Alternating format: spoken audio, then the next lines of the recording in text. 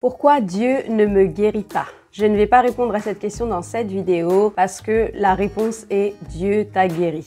À la place, je vais plutôt répondre à la question pourquoi est-ce que la guérison ne se manifeste pas? Donc si tu as un proche malade ou si toi-même tu es malade, cette vidéo est pour toi. Mais d'abord, si c'est la première fois que tu tombes sur une de mes vidéos, bienvenue! Sache que sur cette chaîne, je partage ma foi en Jésus-Christ, je partage la parole de Dieu. Donc si c'est également ton partage, si c'est quelque chose qui t'intéresse, n'hésite surtout pas à t'abonner.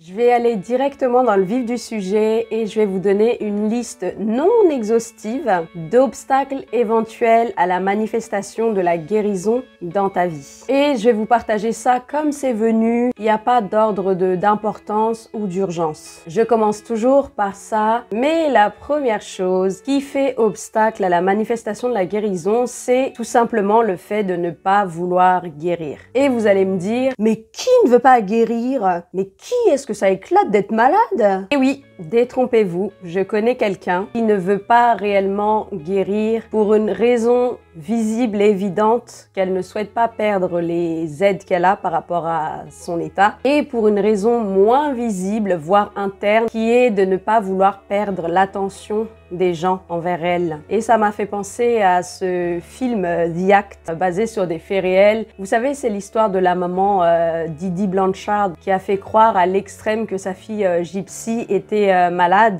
et ça a fini en fait divers. La deuxième chose qui fait obstacle à la manifestation de la guérison, c'est de ne pas croire que c'est la volonté de Dieu. Et pourtant, il est écrit « Et voici, un lépreux s'étant approché se prosterna devant lui et dit « Seigneur, si tu le veux, tu peux me rendre pur. » Jésus étendit la main, le toucha et dit « Je le veux, sois pur. » Aussitôt, il fut purifié de sa lèpre. Ensuite, ce qui pourrait faire obstacle, c'est de ne pas croire en la parole de Dieu de manière générale. Oui, je sais, je l'ai déjà dit, je le redis et encore cette semaine, j'ai échangé avec une sœur là-dessus qui me demandait est-ce que c'est possible d'être chrétien et de ne pas croire à l'entièreté de la Bible? Et je réponds mais surtout le fait de croire, d'être attaché à des fausses doctrines, notamment des mauvaises interprétations de la maladie de Job par exemple, ou de l'écharpe de l'apôtre Paul. Dans le doute, je vous conseille toujours de regarder à Jésus-Christ. Et concernant la maladie,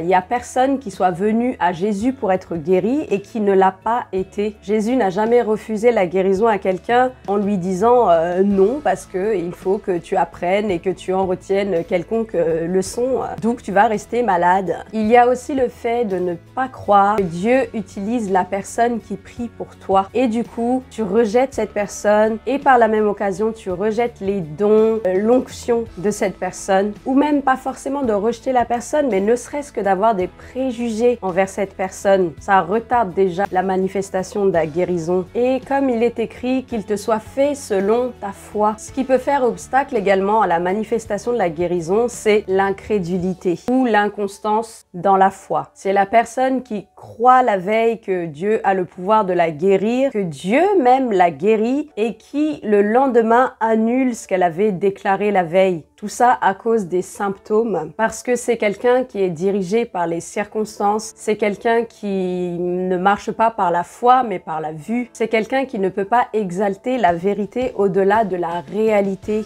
Oui mes amis, la réalité n'est pas la vérité c'est la parole de Dieu. C'est ce que Dieu dit qu'il faut appeler à l'existence et c'est cette vérité-là qui va s'installer sur la réalité naturelle. Il y a aussi le fait de ne pas marcher dans l'obéissance. Il y a le manque de pardon aussi, puisque la grâce ne peut pas cohabiter dans ta vie avec l'amertume, la haine. Le fait de vivre dans le péché aussi, ça peut empêcher la manifestation de la guérison. Je vous donne un exemple. Un couple qui désire avoir un enfant, qui essaye, qui prie pour et qui n'y arrive pas. Et ensuite, on découvre que c'est un couple qui vit en concubinage. Il y a aussi le fait de partager la foi avec des mauvais esprits, des personnes qui ont fait appel à de l'occultisme pour la guérison. Et ça, c'est vraiment dangereux parce qu'on ne mélange pas la lumière avec les ténèbres, parce qu'on ouvre des portes à l'ennemi. Donc si c'est votre cas, il faut se repentir et il faut annuler ça au nom de Jésus. Et enfin, il est écrit, car celui qui mange et boit sans discerner le corps du Seigneur, mange et boit un jugement contre lui-même. C'est pour cela qu'il y a parmi vous beaucoup d'infirmes et de malades et qu'un grand nombre sont morts. C'est tout simplement le mépris du corps du Christ. C'est un manque de discernement, de compréhension, de foi même concernant la souffrance et la mort du Seigneur Jésus. Et souvent, je dis aux jeunes avec lesquels je discute que ce qui est important, c'est de comprendre le message de la croix en priorité et non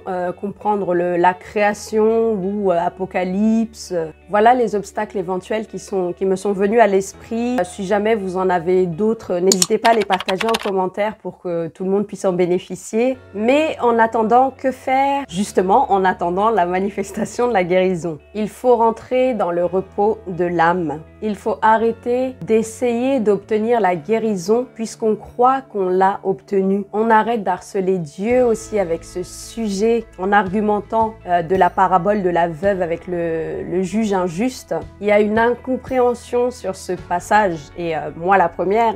Il s'agit ici en fait en grec de eis telos erkomai qui signifie se tenir ferme jusqu'à la fin, ne pas lâcher prise et non revenir sans cesse. La persévérance, en fait, elle n'est pas dans le fait de répéter, réitérer la demande. C'est vraiment, tu as fait la demande une fois, maintenant tu tiens ferme en attendant de voir la chose s'accomplir. Ensuite, il faut garder une bonne attitude et la bonne attitude, c'est une attitude dans la paix, une attitude dans la joie, chasser l'esprit de découragement de ta vie, de ton cœur. Il faut chasser les mauvaises pensées aussi puisque l'homme est comme les pensées de son âme. Il faut être patient et garder la foi en toutes circonstances. Continuer de confesser la guérison chaque jour. Il faut préparer le champ pour la pluie, exercer sa foi et ne plus se voir comme malade. Et si vous vous posez la question, après avoir vu cette vidéo, si vous devez arrêter le traitement que vous êtes en train de prendre actuellement, si vous vous posez la question, c'est que vous n'avez pas reçu la révélation de votre guérison. Donc ce que je vous conseille de faire, c'est de prier là-dessus, de demander au Saint-Esprit. N'hésitez pas à me contacter aussi, on peut prier ensemble. En tout cas, merci d'avoir regardé la vidéo jusque-là. Si la vidéo t'a plu, n'hésite pas à me le faire savoir en mettant un like, en mettant un commentaire. Si tu n'es pas encore abonné à ma chaîne, n'hésite plus. Et en attendant, prenez bien soin de vous, soyez bénis et je vous dis à très bientôt.